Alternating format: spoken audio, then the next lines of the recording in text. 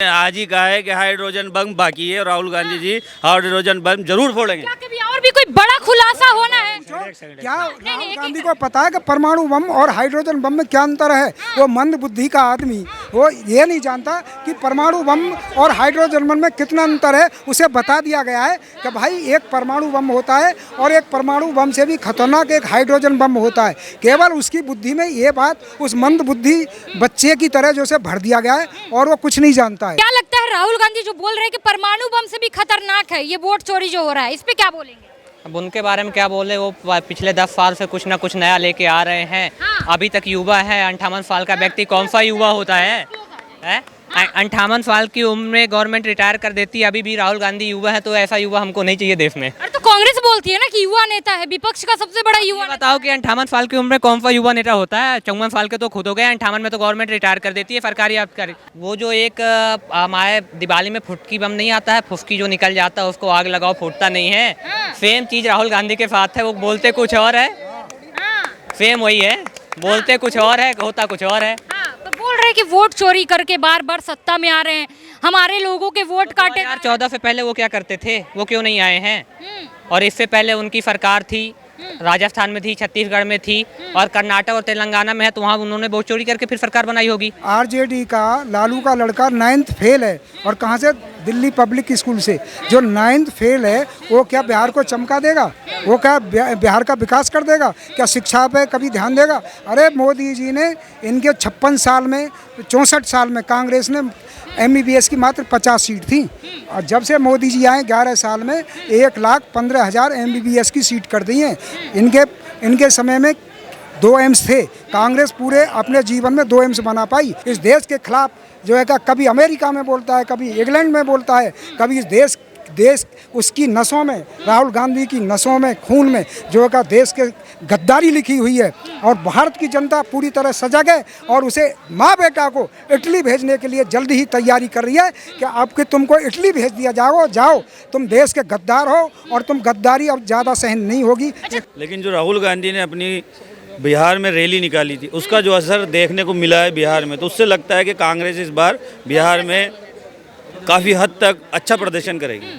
CM चेहरा कौन? CM तो लालू प्रसाद जी के तेजस्वी यादव ही होंगे।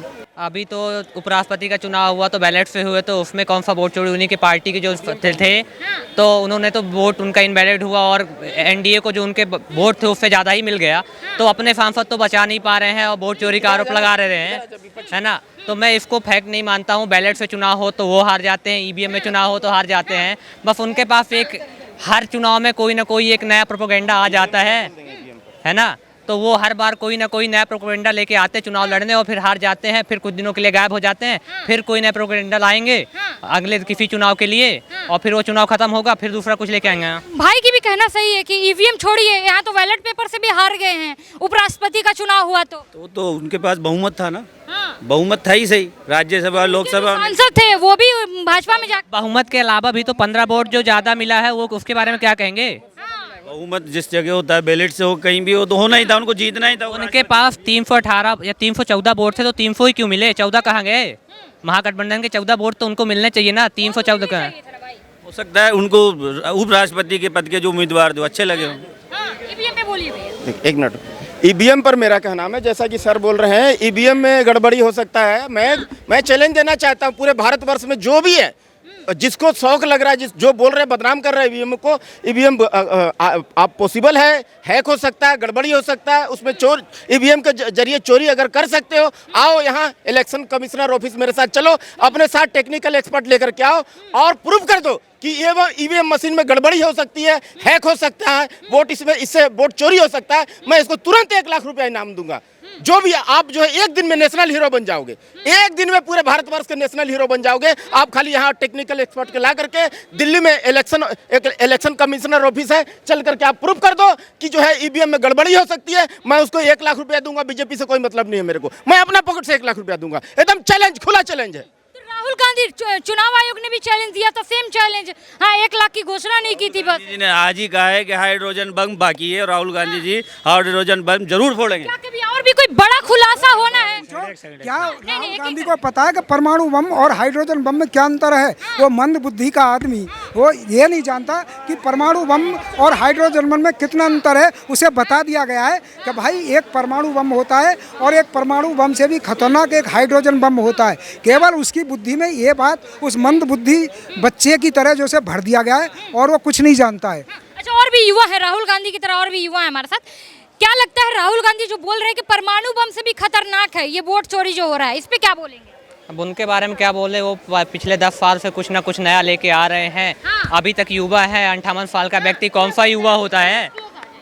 58 साल की उम्र में गवर्नमेंट रिटायर कर देती है। अभी भी राहुल गांधी युवा है, तो ऐसा युवा हमको नहीं चाहिए देश में। अरे तो कांग्रेस बोलती है ना कि युवा नेता है, विपक्ष का सबसे बड़ा युवा नेता। बताओ कि 58 साल की उम्र में कौन सा युवा नेता होता है? 54 साल के तो खुद हो गए, 58 में तो गवर्नमेंट रिटायर कर देती है सरकारी है सरकार से। अच्छा, बोला जा रहा है कि अभी तो बस हाइड्रोजन बम छोड़ा, अभी तो और बड़ा बम फोड़ेंगे और कुछ बड़े खुलासे करेंगे वोट चोरी पे। वो जो एक हमारे दिवाली में फुटकी बम नहीं आता है, फुसकी जो निकल जाता है उसको आग लगाओ फूटता नहीं है। सेम चीज राहुल गांधी के साथ है। वो बोलते कुछ और है, सेम वही है। बोलते कुछ और है, होता कुछ और है। तो बोल रहे हैं कि वोट चोरी करके बार बार सत्ता में आ रहे हैं, हमारे लोगों के वोट काटे। 2014 से पहले वो क्या करते थे? वो क्यों नहीं आए हैं? और इससे पहले उनकी सरकार थी, राजस्थान में थी, छत्तीसगढ़ में थी और कर्नाटक और तेलंगाना में है, तो वहाँ उन्होंने वोट चोरी करके फिर सरकार बनाई होगी। इस पे कोई जवाब ही नहीं है। हाँ, क्योंकि अब आप बंगाल में देखो, अगर सरकार अगर वोट चोरी करनी होती है एनडीए को, तो हर जगह अपनी सरकार बना लेता। क्यों हार जाता है कई राज्यों में? अच्छा, युवा से खास करके राहुल गांधी का बात होता है। युवा, आज भी उन्होंने प्रेस कॉन्फ्रेंस की तो युवाओं को सीधे उन्होंने बात करने के लिए कहा। युवाओं से वो डायरेक्ट बात करते हैं और बोल रहे हैं कि जैसे नेपाल में तख्ता पलट हुआ, बांग्लादेश में हुआ, श्रीलंका में हुआ, बिहार के भी युवाओं में गुस्सा है, यहाँ पे भी वो तख्ता पलट करवा देंगे और मोदी जी को अपना झोला लेके भागना पड़े। अब ऐसा तो कुछ नहीं होगा, ऐसा लगता नहीं है कि ऐसा होगा, तख्ता पलट होगा या कुछ होगा। वो बस बोलते हैं। वो पिछले 10 साल से यही चीज़ें बोल रहे हैं, जब से एनडीए की सरकार आई है कि हम ये कर देंगे, वो कर देंगे। उन्होंने भारत जोड़ो यात्रा भी निकाली, उसका भी कोई असर नहीं हुआ।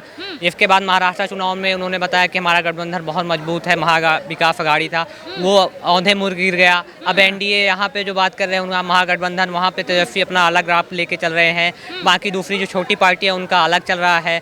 वो अपनी पार्टी और महागठबंधन को एकजुट नहीं कर पा रहे हैं, तो युवाओं को क्या ध्यान देंगे? इस पे आप क्या बोलना चाहेंगे भाई? क्या नाम है आपका? गौरव।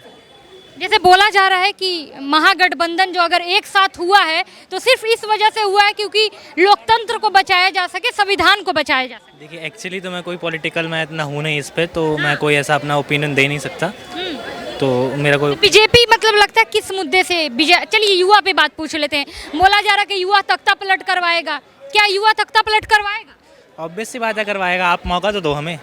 हम भी चाहते हैं चुनाव लड़ना, और इसलिए सिर्फ नहीं कि चुनाव लड़ना है कि लाइक हमको रैलियों अटेंड करनी है। तख्ता पलट मतलब आप नहीं समझ रहे? नेपाल की आपने खबरें सुनी जो जेनजी प्रोटेस्ट था? मुझे ऐसा लगता है कि भाई वो सही था जो था, पर मुझे इंडिया पे लगता है कोई एक ऐसा नेता आना चाहिए जो कि जनरल मतलब स्टडी पे सोचे, शिक्षा पे सोचे और उस पे वर्क करे। मे बी वो शिक्षा के कारण हम सब बदल सकते हैं, क्योंकि छोटे से अगर बच्चा देखे उसकी अपब्रिंगिंग बहुत अच्छी हो रही है तो बड़ा चल के कुछ अच्छा ही करेगा। तो मेजरली जो मुझे ऐसा लगता है जो सबसे ज़्यादा काम करना चाहिए बेस पे करना चाहिए, जो कि होते हैं शिक्षा। पहले दिन से अगर बच्चे को पूरा वेल टू डू कराया जाए तो ऑब्वियस सी बात है वो जब बड़ा होगा तो अच्छे से कर पाएगा। तो लग रहा है कि तो आपके हिसाब से कौन नेता है जो शिक्षा को ऊपर लेके आए? देखिए, मैं कोई पॉलिटिकल ओपिनियन नहीं दे सकता, क्योंकि मैं नज़र में कोई तो होगा कि हाँ मुझे लगता है कि ये अगर आ गया सत्ता में तो। मुझे ऐसा लगता है अभी का मैं जो काम देख रहा हूँ तो रविंद्र सिंह जी भाटी का जो सीओ के हैं विधायक, उनका काम मुझे अच्छा लग रहा है। और एक अभी मैं यहाँ डीयू का प्रेसिडेंट पुराना रौनक खत्री, वो अच्छा काम कर रहे थे। अब बिहार में क्या लग रहा है? बिहार शिक्षा में भी बहुत नीचे पिछड़े राज्यों में आता है वो, तो बिहार को कौन विकासशील बना सकता है? बिहार पे तो मेरा कोई ओपिनियन नहीं है, क्योंकि मैं इतना ज़्यादा जानता नहीं। राहुल गांधी, तेजस्वी यादव, कुछ तो होगा। राहुल क्या बोल रहे हैं? जो आरजेडी का लालू का लड़का 9th फेल है, और कहाँ से? दिल्ली पब्लिक स्कूल से। जो 9th फेल है वो क्या बिहार को चमका देगा? वो क्या बिहार का विकास कर देगा? क्या शिक्षा पे कभी ध्यान देगा? अरे मोदी जी ने इनके 56 साल में, 64 साल में कांग्रेस ने MBBS की मात्र 50 सीट थी, और जब से मोदी जी आए 11 साल में 1,15,000 MBBS की सीट कर दी हैं। इनके समय में 2 एम्स थे, कांग्रेस पूरे अपने जीवन में 2 एम्स बना पाई और 18 एम्स मोदी जी ने मात्र अपने 11 साल के शासन में बना दिए। ऐसे ही IIM बनाए गए हैं, 5 IIM थे, आज देख लेना कितने बना दिए। IIT भी 5 थे, आज जो है का 22 IIT बना दिए गए हैं। तो मोदी जी से अच्छा एजुकेशन के बारे में या देश के बारे में कौन सोच सकता है। उन्होंने इतनी तरक्की की अपने 11 साल के कार्यकाल में कि हमें गर्व है और हमें यह दुर्भाग्य है, बड़ा दुर्भाग्य भी लगता है कि हमारा विपक्ष का नेता एक राष्ट्रद्रोही बैठा है जो इस देश की जड़ों में मठा गिरने का काम करता है। इस देश के खिलाफ जो है का कभी अमेरिका में बोलता है, कभी इंग्लैंड में बोलता है, कभी इस देश उसकी नसों में, राहुल गांधी की नसों में, खून में जो है का देश के गद्दारी लिखी हुई है। और भारत की जनता पूरी तरह सजग है और उसे माँ बेटा को इटली भेजने के लिए जल्दी ही तैयारी कर रही है कि अब कि तुमको इटली भेज दिया जाओ, तुम देश के गद्दार हो और तुम गद्दारी अब ज़्यादा सहन नहीं होगी। अच्छा, तेजस्वी यादव को जानते हैं? नहीं, मतलब कुछ आप तो जानते हैं? बिल्कुल जानते हैं। तेजस्वी यादव बोल रहे हैं कि 17 महीने में मैंने जितनी नौकरियां दे दी हैं बिहार के युवा को, अगर मेरी सरकार बनती है तो मैं एक आदमी के एक हाथ में एक नौकरी हो। वो तो खुद अपनी नौकरी बचाने में लगे हुए, उनका पॉलिटिकल करियर खुद खतरे में है और दूसरे को नौकरी क्या देंगे। पहले उन्होंने, बड़ा भाई पायलट बनता था, छोटा भाई क्रिकेटर, अब दोनों राजनीति कर रहे हैं। उनके पिताजी ने जो बनाया था राजनीतिक करियर उसी को आगे नहीं बढ़ा पा रहे हैं, दूसरे को नौकरी क्या देंगे। उनकी खुद तो कुर्सी खतरे में है, तो अपनी पहले कुर्सी बचा लें। अरे तो कुर्सी खतरे में कैसे नहीं होगी? बोल रहे हैं कि भाजपा उनका वोटर लिस्ट से उनके वोटर्स के नाम हटा दे रही है। तो वोटर लिस्ट भाजपा कहाँ हटा रही हो, तो इलेक्शन कमीशन कर रहा है।